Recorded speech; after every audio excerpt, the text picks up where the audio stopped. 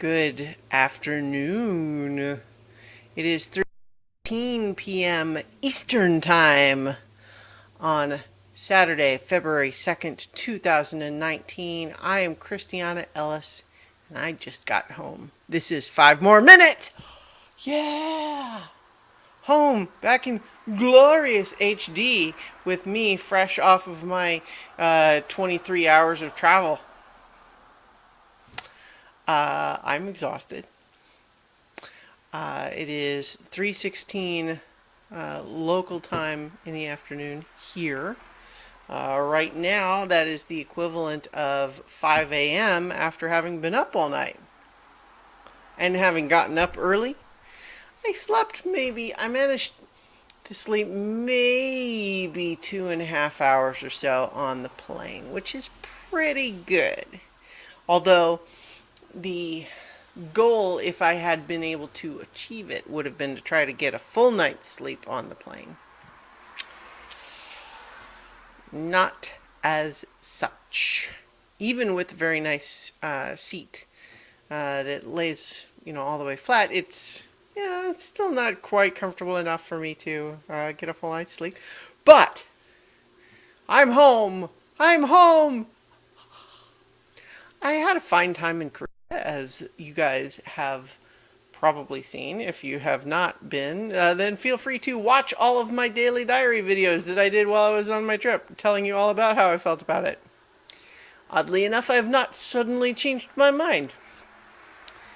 I watched 4 movies on the flight, and several of them were in keeping with my Oscar marathon, trying to see as many of the nominated movies as possible.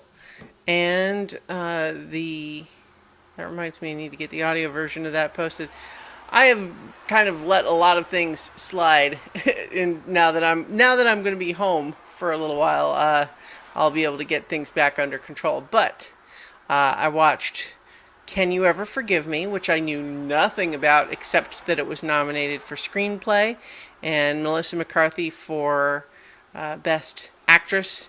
And then I'm constantly forgetting this guy's name, but I want to say Richard Jenks as Best Supporting Actor. I knew nothing about it. I don't know that that's better necessarily, but it's basically about, it's a adaptation of an autobiographical book, which was probably embellished, about an author who, when she finds she isn't selling, starts forging literary collectibles. And the story of that. And it's very good. Hit really close to home in a couple of ways that I won't get into fully right now, but I'll discuss more on the Oscar Marathon shows. And both performances, very good. I strongly recommend it, and especially given that I had never heard of it, and I generally pay attention to movies probably more than the average person. A lot of people probably never heard of it, but recommend it. I also watched The Wife, which was nominated for Glenn Close as Best Actress. The performance was very good, and there were many good things in it, but overall the story kind of felt like it wasn't really sure what it was trying to say about the subject matter.